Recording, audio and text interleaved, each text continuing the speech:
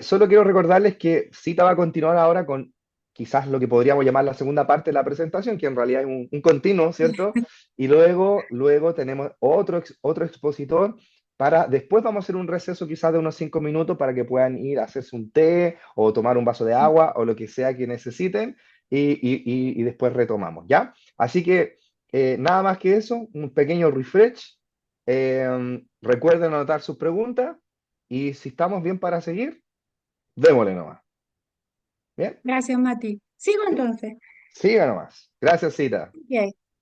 Bueno, dentro de lo que yo les mostré anteriormente, es cierto que teníamos nosotros la posibilidad de encontrar un instrumento que estuviese validado hasta la peor opción, ¿cierto? Que no tenemos nada y que nos implica habitualmente construir. Fue lo que me pasó a mí. Ya, o sea, yo de repente también barajamos, entre el proceso de adaptar culturalmente o hacer una adaptación transcultural de un instrumento a veces toma unos tiempos que son tan largos como, no sé si igual, pero tan largos como construir. Entonces a veces se toma la opción de construir concepto cuando uno tiene una demostración de una brecha importante, un vacío. En el caso mío, yo trabajé con un constructo que no existía, que era ser cálido, y ser cálido en enfermería. Y eso implicó levantar ese constructo, levantar todos los factores y todos los comportamientos que estaban asociados a ello. Entonces, uno tiene que pensar siempre que lo primero que tiene que ver es cuál es el atributo que quiere medir, ¿cierto? Y no como una vez una evaluadora me dijo, usted va a medir por medir. Y la verdad es que cuando uno no tiene claro los argumentos, eso puede interpretarse así. ¿Ya? Entonces, no medir por medir toma tanto tiempo, tanto esfuerzo. Yo creo que los diseños, metodologías son estudios muy largos, son estudios mixtos, cuesta que los aprueben. Aquí, por lo menos en la realidad nuestra en Chile, entrar a explicar a los comités de ética de qué se trata, muchas veces son barreras que uno no las tiene a lo mejor planificadas en el proyecto. Entonces, eh, definir muy bien, describir bien las variables, identificar todas las situaciones aquellas que posibiliten, ¿cierto?, donde uno puede ver ese atributo, definir los objetivos de para qué, ¿cierto?, qué quiero hacer con esta medida, operacionalizar como en todo estudio. Acá la construcción de ítems es una fase crítica, yo diría, en la construcción de cualquier instrumento, como lo son las pruebas que nosotros hacemos en la academia. Eh, Tienen tantas normas y tantas recomendaciones que un error en ellas, ¿cierto? Nos puede ser fatal y nos puede hacer perder un ítem. Eh, la verdad que acá yo después les voy a mostrar, ¿cierto? Libros que son específicos recomendados para hacer preguntas o hacer ítems. Yo en mi caso trabajé escribiendo comportamientos, entonces los atributos en realidad son actitudes, comportamientos asociados a lo que hacen los enfermeros en Chile. Eh, por lo tanto, eso tiene que ser con mucho, mucho cuidado. Y bueno, categorizar, ¿cierto? Agruparlos en clases, eso en general. Y esta aquí es un diagrama, digamos, muy sencillo, pero que lo hice yo de acuerdo a todos estos libros que yo tomé en esa época. Em, Desde cuando uno define los objetivos, ¿cierto? Define el atributo, ve las variables y hace esta vuelta completa, ¿cierto? Elabora los ítems, eh, hasta que llega, ¿cierto? A la escala uno, habitualmente la que va a someter después a test, a testear, ¿cierto? Con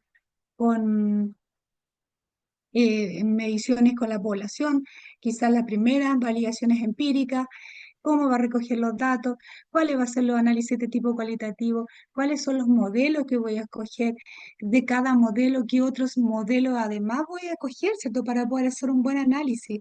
Em, en general, yo diría que en sí esto, digamos, pueden ser como los pasos que yo creo, por lo menos fue lo que me tocó hacer a mí. Y esto que es súper importante. eh, Nada de lo que nosotros podamos escribir, nacido a lo mejor de nuestra intención, voluntad, nuestra cabeza y de lo que nos diga la revisión integrativa o la revisión sistemática previa que hagamos, eh, nada de eso se va a comparar con lo que nos pueden decir los que van a ser nuestros propios usuarios, a quién va a estar destinada esa medida.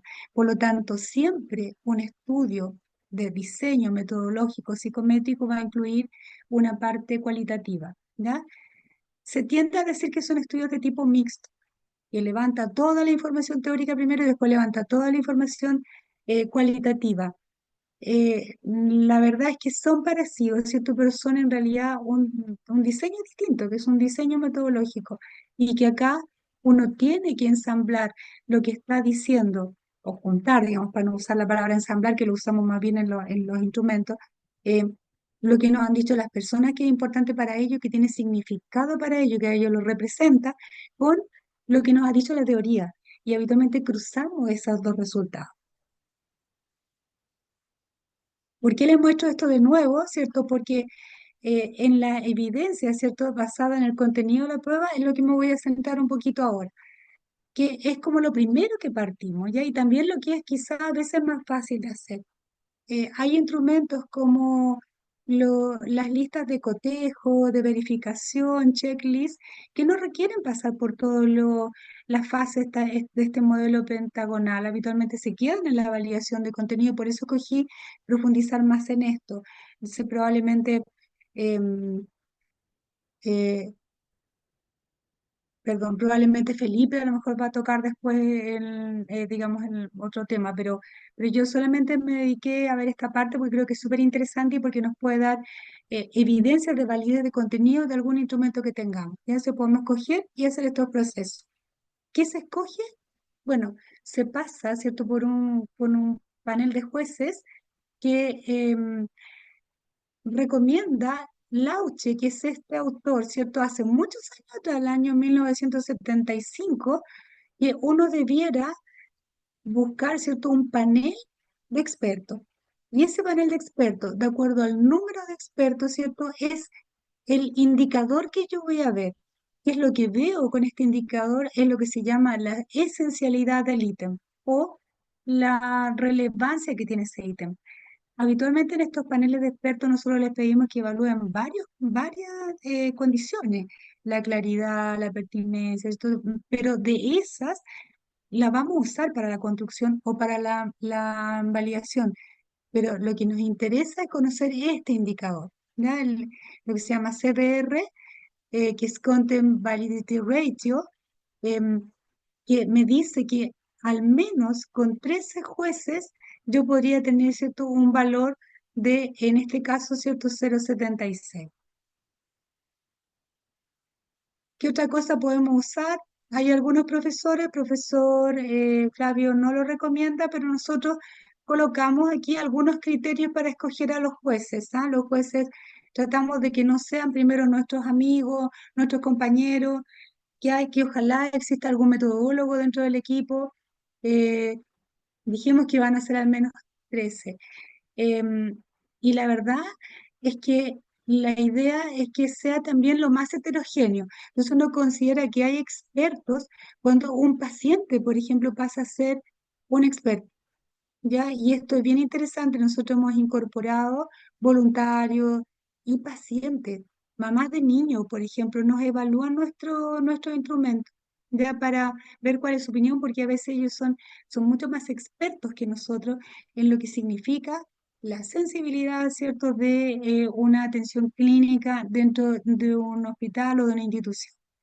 ¿Qué dicen los criterios de Ferin? Nosotros también a veces estos los adaptamos, en realidad, porque son súper estrictos, ¿ya? Em, Tener un juez que tenga doctorado, que tenga investigación publicada, que tenga artículos sobre el tema, ¿cierto?, que haya disertado o que trabaje en práctica clínica en esa área. Eh, yo los uso solamente como para poder decir que tuvimos en realidad un criterio adaptado, pero para nosotros, cuando lo aplicamos, los resultados son súper bajos, ¿no? ¿Qué es lo que es el CBR? A mí me gusta mucho y en realidad no lo recomiendo porque me guste, sino porque es lo que recomienda la literatura, pero a mí me gusta mucho, porque de verdad, que cuando nosotros hablamos y también cuando un par evaluador le recomiende, o un comité, a lo mejor usted, que está trabajando haciendo correlaciones, ¿cierto? Y viendo cuáles son los análisis de contenido de su instrumento, que les pidan esta concordancia interjuez. Este es una, digamos, un indicador que ya se usa bastante poco porque puede suceder esto que les estoy mostrando acá, que un par de jueces esté súper contento y te 100% nuestra concordancia de correlación es uno, pero en realidad el ítem es malo. ¿Ya? Entonces, eh, ¿por qué se usa el CBR del Lauche? Es porque netamente lo que ve este indicador es el número de ítems que son esenciales en realidad para el instrumento. Los que ellos catalogaron de esenciales, yo aplico esta fórmula que es los ítems que son, o comportamientos en mi caso, esenciales, menos el número de jueces partido por 2 partido por el número de jueces partido por 2. Yo meto esta fórmula en una tabla Excel y me da todos mis indicadores de esencialidad. ¿Cuáles son los ítems que yo quiero dejar en mi instrumento? Son los ítems que son esenciales. Lo que recomiendo en la literatura, en este caso, uno de los autores más usados es Beaton. em, por lo menos tener 30, 40 personas para ser un piloto, ¿ya? O sea, la idea es no llegar y tirarse con el instrumento, todos obviamente pilotear y pilotear con ese número y no olvidar que todo esto pasa por procedimientos éticos y a veces es un tiempo que no hemos considerado eh, y que a veces es mucho tiempo que nos va a tomar, ¿no? Esta línea de tiempo fue hecha por los estudiantes del doctorado, del DINTER.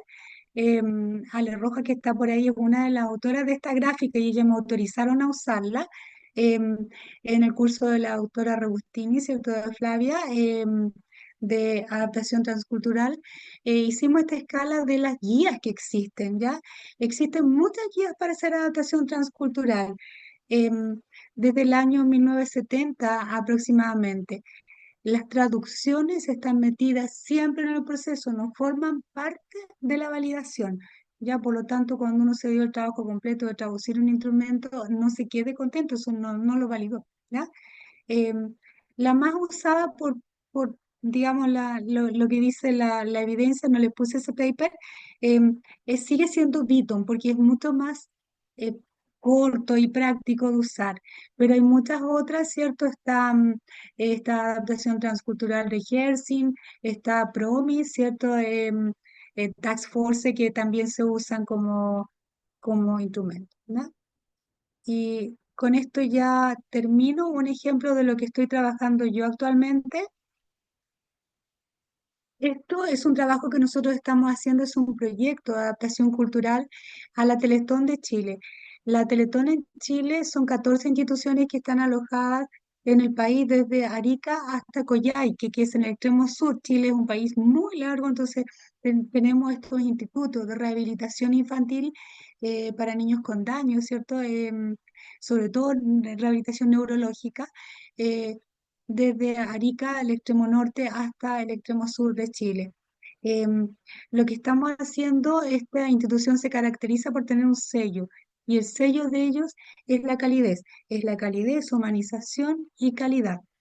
Y lo que estamos trabajando ya hace 2 años con un equipo, con personas de la Teletón y con un equipo de la universidad, em, es adaptar la escala de calidez que yo construí, que es de enfermería, y es un punto bien importante. Yo no puedo tomar una escala que es de enfermería y llevarlo a otro estamento, tengo que pasar por los procesos de adaptación. Entonces, siendo que es una escala hecha en Chile, validada en Chile, no la puedo tomar y llevar a un instituto que es otra cosa, ¿ya? A lo mejor podría haberlo aplicado solamente en enfermería, porque para eso podría haberlo aplicado, pero lo que nos pidieron en realidad, me pidieron a mí es hacer un instrumento propio. Y pasamos por un estudio completo, liderado por la doctora Carmen Paz Moscoso, de teoría fundamentada a los datos, donde levantamos de, como se dice aquí, de capital a baje, ¿cierto? Todo lo que eran comportamientos significativos para la Teletón. Em, Hicimos mucho, 3 focus group, mucha entrevista, porque como esto fue a lo largo del país, teníamos que tener representación de todas las unidades.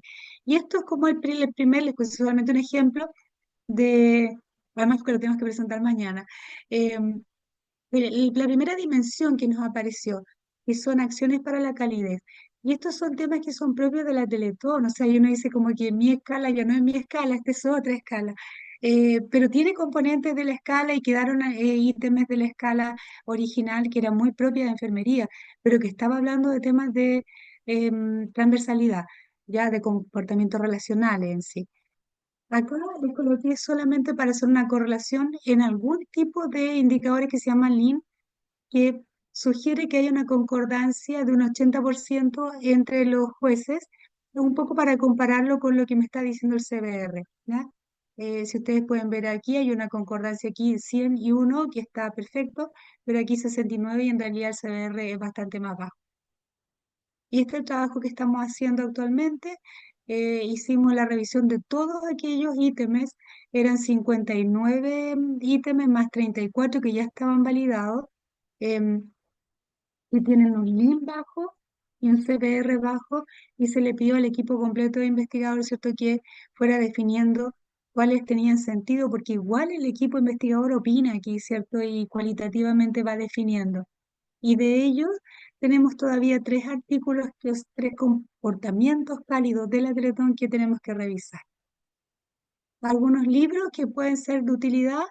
Para mí estos dos que no los van a encontrar, seguramente la Ale Roja que está aquí lo va a encontrar porque yo los encontré en un cebo en Brasil, pero fueron de mucha ayuda. Y los libros clásicos, ¿cierto? De metodología, de psicometría, que yo creo que este es como uno de los más importantes. Y este que lo usa mucho, ¿cierto? El profesor Flavio, que es de Belis, está en la tercera edición, esta es la última, la quinta, este también. Y este que yo diría que es el manual de cortapalos cuando uno trabaja en este tema, que son los estándares de la APA, ¿no? Mati, eso es lo que quería contar. Ojalá que haya sido de aporte. Yo traté como de contar como lo que ha sido práctico para mí. Ya, así que eso, ¿no? No, qué estupendo. Yo creo que si tuviera un auditorio podríamos escuchar los aplausos. Si quieren pueden Gracias. mandar sus aplausos, sus Voy a dejar de corazones, muy bien. compartir.